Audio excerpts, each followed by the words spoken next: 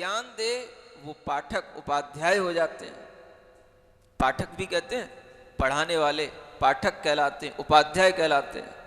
और जो बिल्कुल अपनी सज्जनता में रहें, अपने आत्म स्वभाव में रहें, वह हमारे लिए रत्नत्रय की आराधना करने वाले वही साधु होते हैं, वही सुधी माने श्रेष्ठ बुद्धि वाले कहलाते हैं, और वही बुद्धिमान बुद्ध कहलाते हैं। क्या हो गया? एक में ही हम पांचों को ढूंढने की कोशिश करें। हमने तो अपने गुरु महाराज में पांचों देख लिए। आपकी बुद्धि में जब एक में पांच दिखने लग जाएंगे तो समझ लेना कि आपकी बुद्धि भी अब पंच परमेष्ठी से जुड़ गई। देखने की कोशिश करो। कोई चीजें जो हमें नहीं भी दिखाई देती हैं वो दिखेंगी, हम उसको देखें। कैसे देखें? उसको थोड़ा सा हम घिसें। कहां से घिसें? क्या घिसें? जो हमें दिखाई दे रहा है उसी में से ही कुछ और दिखाई देगा। आपको एक छोटी सी घटना सुनाता हूं। एक बार एक राजा के लिए एक भाव आया कि कोई एक बहुत अच्छा चित्रकार ढूंढा जाए और जो बहुत अच्छा चित्र बनाए। राज्य में घोषणा कराई गई कि एक ऐसे चित्रकार को ढूंढ करके लाओ जो बिल्कुल मेरे भावों के अनुरूप चित्र बना दे। उसके चित्र में इतनी क्लियरिटी हो कि हर चीज उसमें बिल्कुल ऐसी उभर करके दिखाई दे कि मानो वह चीज बिल्कुल बोल रही हो। ऐसा हमें कोई चित्रकार चाहिए। सुन रहे हो? राकेश भी सुन रहा है? उसकी दृष्टि अपनी पत्नी पे जाती रही होगी। ऐसा कोई चित्रकार चाहिए जो हमें पसंद आ जाए। बुलाए गए चित्रकार, बड़ी मुश्किल से 2 चित्रकार मिले। सुन रहे हो? और दोनों को राजा के समक्ष प्रस्तुत किया गया। राजा ने कहा कोई बात नहीं, बताओ। एक चित्रकार से पूछा आपकी डिमांड क्या है, क्या आपकी रिक्वायरमेंट्स हैं? उसने कहा हमें कुछ नहीं चाहिए, हम जहाँ काम करें बड़ा वहाँ पर हमें एकांत चाहिए, कोई भी डिस्टरबेंस करने वाला नहीं चाहिए, और हमें एक दीवार दी जाए जिस दीवार पर हम चित्र बनाएंगे उसके सामने एक पर्दा डाल दिया जाए। कोई भी जो है जब तक चित्र पूर्ण ना हो जाए तब तक उसे देखने ना आए। ठीक है? राजा ने उसकी बात को स्वीकार कर लिया। उससे कह दिया अपने मंत्रियों से कि जो भी इनकी डिमांड है इसको पूरी की जाए। राजा ने उस चित्रकार को वहां पर पहुंचा दिया। फिर जो दूसरा चित्रकार आया था उसने कहा हम भी आपकी सेवा में प्रस्तुत हैं। तो राजा ने कहा आपको क्या चाहिए? चित्रकार ने कहा जहां ये चित्र बनाएगा पहले वाला चित्रकार, आप उसके सामने ही जो है हमें एक जगह दे दें और आपको हम एक साथ खड़े होकर के दिखाएंगे कि देखो किसका चित्र अच्छा है। एक एक करके आप देखोगे, पहले इसका देखोगे फिर वहां देखने जाओगे, तो जब तक क्षण बदल जाएगा, भाव बदल जाएगा आपका। आपके लिए हम ये चाह रहे हैं कि जहां आपने इसको नियुक्त किया है वहीं पर आप हमें नियुक्त कर दें और एक साथ आप दोनों चित्रों को देख सकें। तब आपको हम बताएंगे कि हम किसका चित्र अच्छा है, तब आप उसके लिए इनाम देना।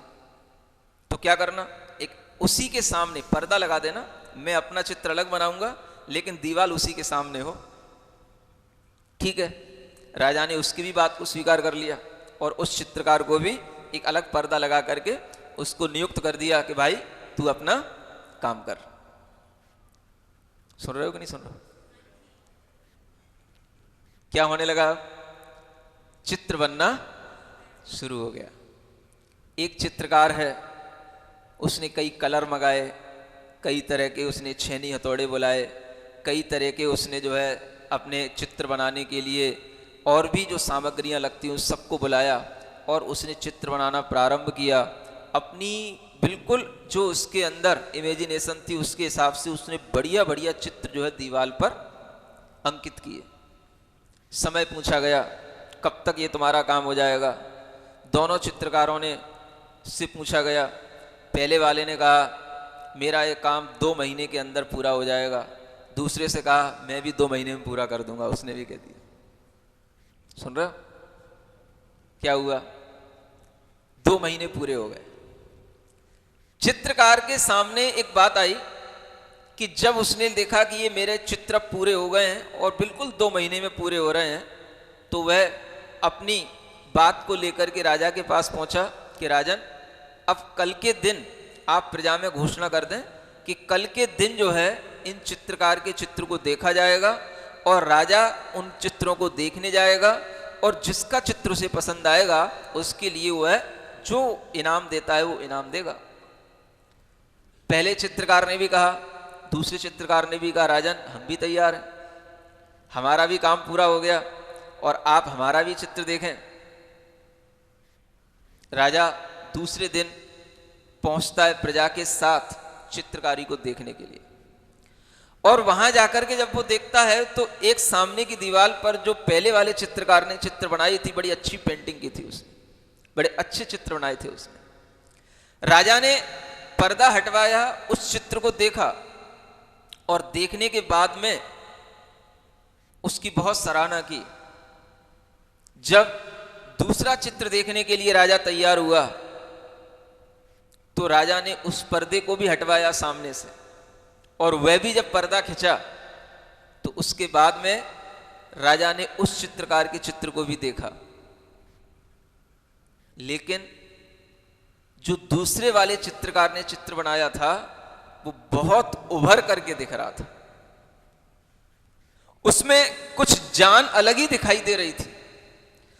उसमें राजा का भी चेहरा दिख रहा था, प्रजा भी दिखाई दे रही थी, चित्रकार के चित्र भी दिखाई दे रहे थे, सब कुछ दिखाई दे रहा था। और पहले वाले में केवल चित्र ही चित्र दिखाई दे रहे थे, उसमें राजा प्रजा कुछ नहीं दिखाई दे रही थी। सो तो नहीं रहा? ऐसा चित्र बना पाओगे आप लोग जैसे मैं बता रहा हूं? क्या किया उसने? पहले वाला चित्रकार चित्र बनाता रहा और दूसरे वाला चित्रकार उस दीवाल को इतना घिसता रहा, इतना घिसता रहा, इतना घिसता रहा कि उसने उसको बिल्कुल चमकदार ऐसा कांच का बना दिया कि सामने वाले का चित्र भी उसमें प्रतिबिंबित हो गया और राजा और प्रजा का चित्र भी उसके अंदर प्रतिबिंबित हो गया। क्या सुन रहे हो? ये भी एक चित्रकारी है। कौन सी चित्रकारी है? ये जो दुनिया हमें दिखाई दे रही है, ये दुनिया की एक कृति जो हमारे सामने लोग अपने अपने ढंग से बना रहे हैं, हम कोई ऐसा चित्र बनाएं कि जिसमें हमारा चित्त निर्मल होता चला जाए और ये चित्त इतना निर्मल हो जाए, इतना निर्मल हो जाए कि दुनिया उसमें अपने आप झलकने लग जाए।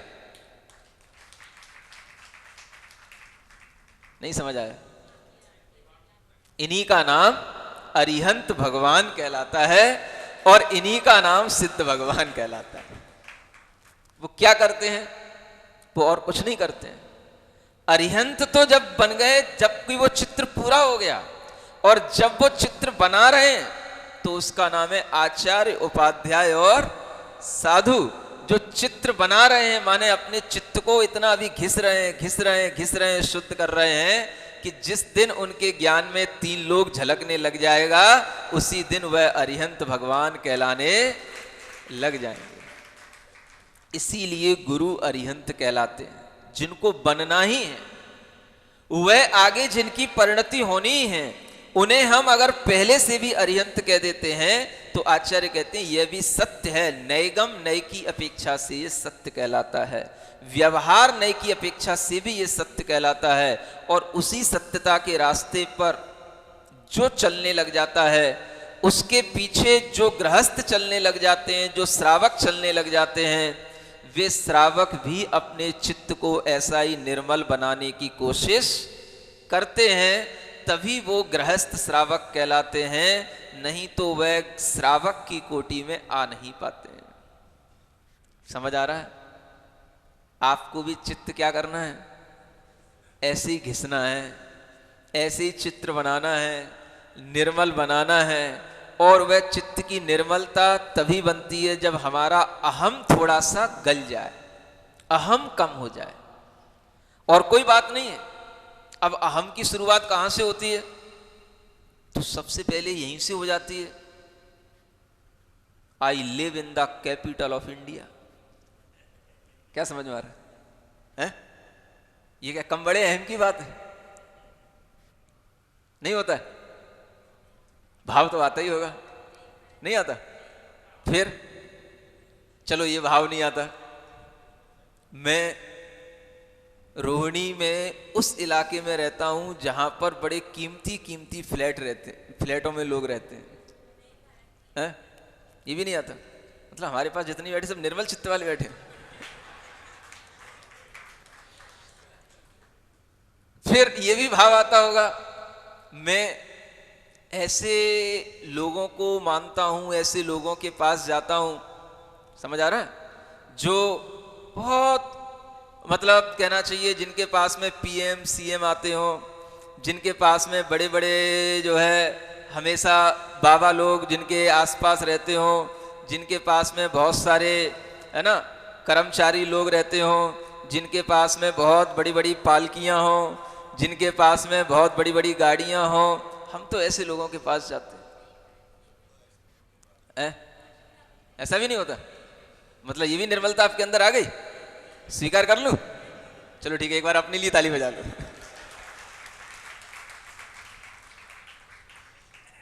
अब देखो ये सब कवर है, एक के ऊपर एक, एक के ऊपर एक कवर लगे हुए हैं। अगर ये कवर हमारे हट रहे हैं तो इट मीन्स आपका चित्त निर्मल हो रहा है। समझ आ रहा? इसके बावजूद भी अभी बहुत कुछ है, यात्रा अभी पूरी नहीं हो गई है। लेकिन अगर ये भी हट रहे हैं धीरे धीरे से इनवलप, तो भी हम समझना चाहिए कि ये भी हमारे चित्त की निर्मलता में कारण बन रहे हैं। और अगर ये निर्मलता बनती जाती है तो हमारे अंदर ये भाव भी धीरे धीरे आने लग जाता है कि वास्तव में अगर हम भीतर से दिगंबर गुरु की पंच परमेष्ठी की अगर हम वास्तव में भीतर से शुद्ध भावों से विनय करना सीखें और उनके अंदर के गुणों को हम ग्रहण करने की कोशिश करें, तो ये हमारा एक और जो हमारे ऊपर अहंकार की परत लगी होती है वो हटती है, जब हमारे अंदर इस तरीके का भाव आता है। ये भाव भी नहीं आ पाता है। कई बार क्या होता है, हमारे सामने सब चीजें आ जाती हैं, घूम जाती हैं, हम सब चीजों में रह लेते हैं और वो सब चीजें हमारे सामने से होकर के गुजर जाती हैं, लेकिन हम कभी ये भाव नहीं कर पाते हैं कि गुरु के गुण हमको प्राप्त हो। समझ आ रहा? हमारा भी स्वभाव साधु जैसा बने, हमारी मनोवृत्तियां भी बिल्कुल निर्मल हों, हमारे चित्त की भी एकाग्रता ऐसी ही बने जैसी साधु परमेष्ठी की होती है। हमारा चित्त जैसे चलायमान रहता है ऐसा ना हो, एकाग्र हो, हम हमेशा हर काम उचित सोच विचार के साथ करें। इस तरह से जो गुणों को ग्रहण करने की भावना आती है, वह भावना भी तब आती है जब हमारे चित्त का और एक अहंकार का पत्थर हमसे अलग हटता है। समझ आ रहा है? अब आपको इसी कोशिश में लगना है। कौन सी कोशिश में? चित्त की चंचलता से जो हमारे अंदर अनेकाग्रता आ जाती, व्यग्रता आ जाती है, उसको हटा करके अब हम क्या करें? अपने आप को प्योर बातों में लगाएं। समझ आ रहा है? शुद्ध चीज में लगाएं। और ये शुद्धता का संदेश तो आपको मिल ही गया है। समझ आ रहा है? तभी तो वो संदेश जो उधर जापानी पार्क में दिया गया था, यहाँ सीपी ब्लॉक के छोटे से बच्चे तक भी आ गया, जो बच्ची ने आते ही से उसकी यहाँ प्रस्तुति कर दी। है? मतलब यह है कि बातें आपके घर तक पहुंच रही हैं, आपके दिलो दिमाग तक पहुंच रही हैं, है ना? और ये बात इसलिए भी पहुंच सकती है कि आप ये मत समझना कि मुनि महाराज यहाँ आए हैं तो एक बार पहले भी आए थे, आपको मालूम है, और कई लोगों को यही मालूम है कि एक बार महाराज आए थे। सुन रहे हो? तब 5 महाराज थे। तब एक बार यहाँ आकर के दर्शन किए थे। और ये सारा का सारा नक्शा अपने दिमाग में था, जो यहाँ का एक बार जो आकर के एक ही दिन रुके थे, उस दर्शन के बाद में फिर ये कमेटी के लोग आए और ये कमेटी के लोग अपना मंदिर का नक्शा कुछ थोड़ा चेंज करना चाहते हैं, तो इन्होंने याद दिलाने की कोशिश की, महाराज आप सीपी ब्लॉक में आए थे। हमने बिल्कुल आए थे। समझ आ रहा है? एक एक जगह याद है, मैं कहाँ बैठा था, कहाँ रुका था, कौन सी पीछे जो है वो मंदिर की धर्मशाला थी, नीचे मंदिर, सामने भी जो है, ऊपर भी मंदिर, सब कुछ याद था मेरे को। तो इन लोगों को बड़ा आश्चर्य हुआ कि महाराज आपको एक बार की याद में भी पूरा का पूरा नक्शा मालूम है। हमने कहा जब नक्शा याद रहता है तभी लोगों के नक्शे बदल पाता हूं।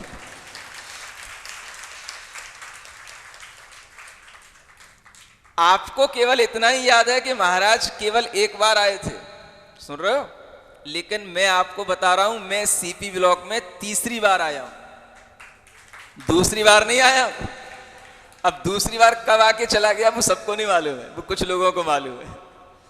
जो प्रशांत विहार आते थे, साथ में चलते थे, आहार चर्या के लिए भी साथ में जाते थे, उन लोगों को मालूम है कि महाराज एक बार और यहाँ का चक्कर इसी सड़क से निकल गए थे, बस मंदिर तक इसलिए नहीं आ पाए क्योंकि आहार चर्या के लिए जा रहे थे।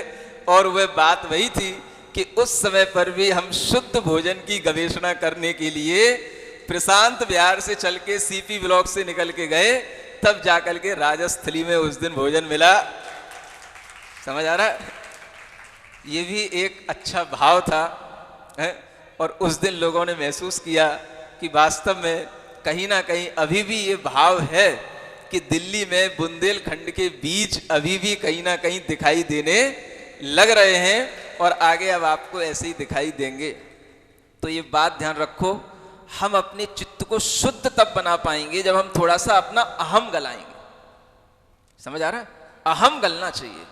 अगर हम इसी अहम में रहेंगे, नहीं मैं तो ऐसा ही करता था, मैं तो ऐसा ही करूंगा, मैंने तो ऐसा ही देखा है, मैं तो ऐसा ही अच्छा लगता है, ये अहम फिर आपके चित्त की शुद्धि नहीं होने देगा। समझ आ रहा है? चित्त शुद्धि नहीं होगी तो आपके अंदर जो झलकना चाहिए वो झलकेगा।